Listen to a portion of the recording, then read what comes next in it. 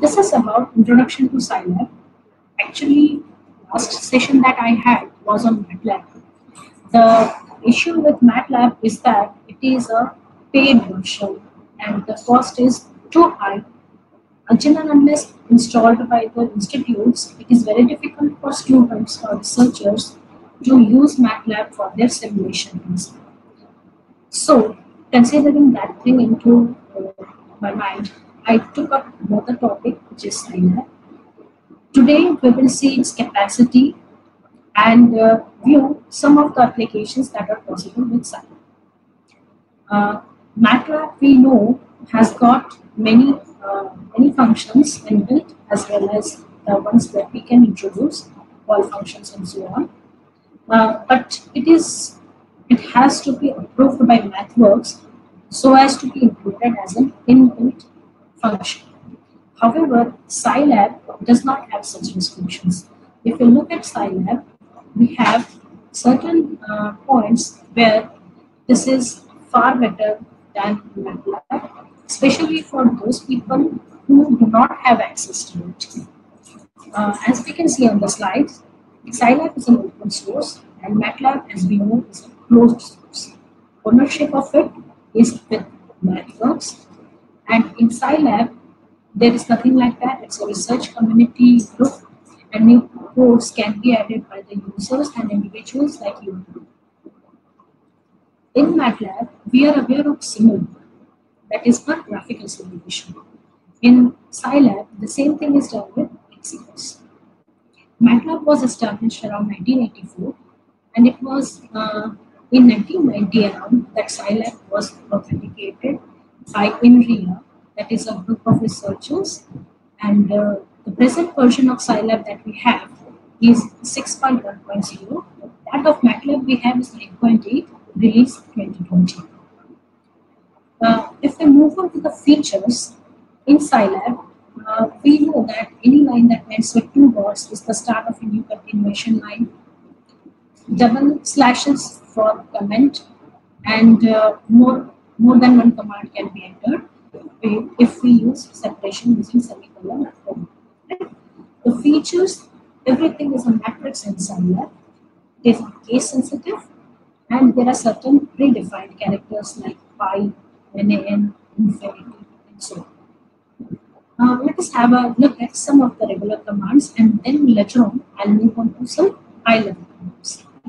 So regular commands, most common is clock, because it gives us the RTC, the real-time clock. So C is equals to clock will return you a 6-element date vector, and the contents of the date vector is here month, day, hour, minute, and seconds. Similarly, we have something like a timer which can be put on or off. Next is a stopwatch operation, that is a tick that will start the stopwatch and stop the stopwatch.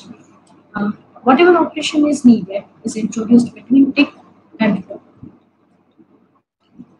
The most versatile facility available in Scilab is Atoms, the packaging system of Scilab, which is a set of tools designed to install pre-built toolboxes. We can call them external modules, and it is because of Atoms that Scilab can be run on a variety of platforms. It works with C or Fortran source code also without any compiler. Let us look at some of the basic functions. The most common functions that we start with are plot functions. So we have 2-dimensional plot, we have surf, that is 3-dimensional plot, contour, that is different kind of plot. It's basically a plot function, but in a different kind of plot. We'll see it in diagrams, and polar plots also. Apart from that, we have some associated functions like linear space, that is grid space, region, title, x-title, axis, and so on. The next slide shows some of the regular plots that we have used in our Scilab as well as Matlab tools. Simple, surf, contour, and polar plots. Now what we do is that we see a different kind of application where we have something known as my title, but what we are doing is that we are changing its font, the color, its orientation, and we have to look at its font.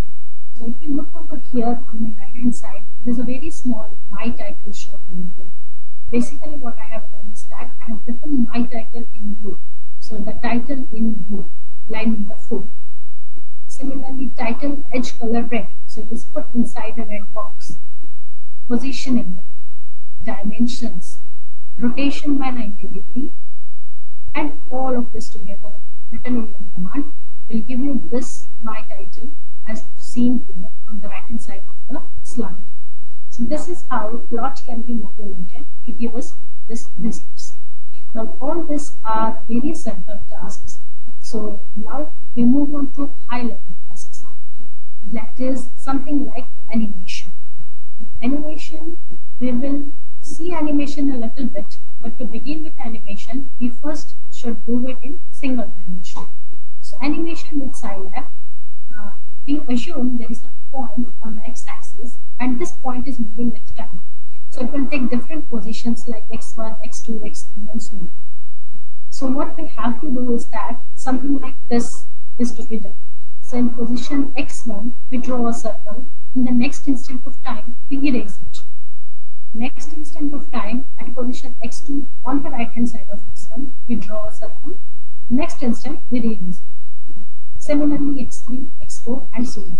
Now if this continues for a long duration of time, you feel as if this point is moving in the right hand side direction. So this is the basic idea of animation with Scilab.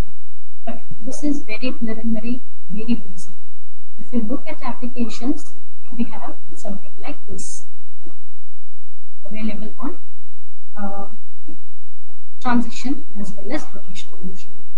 I'm not sure whether you are able to see this on the screen or not. If not, I'll share the screen and you can, I'll share the PPT with you and you can see it on your own also. Let us look at some different applications like flight control of a drone. In the meantime, I'll just share that that was slide number 13. Okay. Fine. We move on to the next slide, that is slide number 14. And after animation, we look into something which is known as the control system based application. Now, this control system based application is animated, is taken from a toolbox from a French preparatory classes, and the link in my slides, all links that are used for reference are highlighted in yellow. So this link is where the entire toolbox is available as on date today itself for preparatory if someone wants to study it in details. Right? Now, the objective of this task is to analyze and improve the performance of the speed control of a drone along the pitch axis by acting on the direct power chain. Now, what exactly is a pitch? So, if you look into flight control of a drone, there are 3 axes. One is pitch, second is roll, third is yaw. And these are the French names for the same things. A little bit more details. And look at the flight. The first one, this kind of an action is a roll action. This kind of an action is a yaw action. And this kind of an action is known as a pitch. The same thing with respect to the side view of a plane. So these are our roll, walk and pitch, and we have to work upon pitch. Okay. What are the requirements? If you have studied about control system, you might be aware that there's something known as a phase margin, there's a crossover, and there are response time. So the limits are used in terms of phase margin, crossover, and response time. These are the requirements that we have to fulfill. How does Scilab help us in doing this? So the first part is hardware and software architecture. So what we do is that we build up a block diagram kind of setup using all these units. With the help of that, we will now distinguish different blocks and subsystems. So as you can see here, there are different blocks, different subsystems, and different units connected to it. What is the target result expected? We already have this kind of a structure we need to manipulate it using a PID controller, that is proportional integrating differentiating controller. So you can see this is PID controller. This mechanism is supposed to provide me the specifications that were shared in the last slide, second last slide. So this is the kind of step response we generate when we do mathematically given shapes. The phase margin and phase margins that are used for it. Similarly, the phase magnitude works. Apart from that, we are supposed to take care of stability analysis. So you can see there is no such PID block over here. This is the stability analysis of it. Different blocks, different gains, scope, because scope for measuring, the summer circuit, the inputs. All this are shown here. Similarly, the robustness can be increased with the help of constants having different values. In the present case, the constant is equal to be 0.04. Now, after doing all this thing, we are supposed to check whether the system will work given the system noise. So we intentionally add noise to it with the help of some source and see how it performs. Remember, this is a portion of the entire block diagram, not the entire, the little portion of it where we have added some noise intentionally. After this, we again analyze it. If it is satisfying the setups given before, then it serves the purpose. Okay, so this is one application that is relevant to the control system. But apart from that, there are many other uses also. So next is we'll try to look into something that has given us a reason to study this way using EFI as a platform for the Indian Technological Week. So that is COVID, right? So the next analysis is about the COVID. Right? Now let's see how it looks like. See, we now try to recognize the ground and count the number of grounds using image processing analysis in Scilab. So if you look at COVID-19, this is what it looks like. Okay, so this is the COVID microbe. We do IP analysis, image processing analysis, and try to identify. You can see there are small green boundaries around these red portions. So we try to count the number of grounds present on this COVID microbe. So this is an image processing application in the present scenario, you've done with the help of Scilab. Okay. So let us look at it. This is the first phase, view the image. Okay. As you can see, the grounds are red in color. I'll go back to the image. The grounds are red in color and the background is white. So using RGB control, I can easily identify which portion is the ground and which portion is the surface of the microbe. Now once I do that, I'll convert this image into a binary image. So this is the image analysis part. I am using 3D masking for that, and I get something like this. Now as you can see here, there are some small white gaps which could be misleading. So in order to get rid of that, I close the gaps. So by closing the gaps, I'm using IMClose. I'm using the command IMClose for that. So you can see the gaps are closed. Let's see them together to make the differences. This was the previous image, the left hand side one. The right hand side after I have closed the gaps. So obviously the right hand side image is more reliable. Next function is erode. So you can see here, this is very blur dense. So what I do is that I erode the image. IM stands for image IM, and erode is the function. So this is what we get after erode. Next is IM dilate. So we connect the nearby points and we make a structure. So this is what is IM dilate. Once erosion and dilation is done, the image is now ready for actual analysis. Now if we see, what we have done is that we have labeled each and every ground. So 1, 2, 3, 4 like that. Around 20-24 grounds are there. So we have labeled each one of them. We have found out the centroid of each one of them. And its area and bounding box. The green color is used for bounding box because green color is not there in this entire image. Right? So with the help of label, centroid, area and bounding box, this is how we can count the number of crowds on a COVID micro. So this was about COVID analysis. So today we have already covered two topics. One is about control system. The second one is about COVID micro image analysis. And the third one is about COVID data analysis. We know all over the world, lots and lots of people are, I'll be answering the questions in the chat later on at the end of the session, right? Please permit me to continue with the session, and then definitely I'll get back to the questions arising out of it. Fine. So we completed the COVID micro analysis. Now what happens is that there is a huge amount of data getting generated about the number of cases, active cases available, and how we are decoding them, how many deaths have occurred, and so on. Right?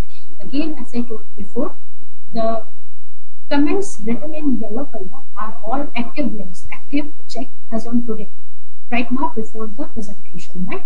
So what I have done is I have obtained the COVID data from a site. This site is stated here. Now what I have to do is I have to extract time series based on either the country or the zone or confirmed cases or active cases or number of deaths, whatever is my criteria, I can extract some amount of data from the given data.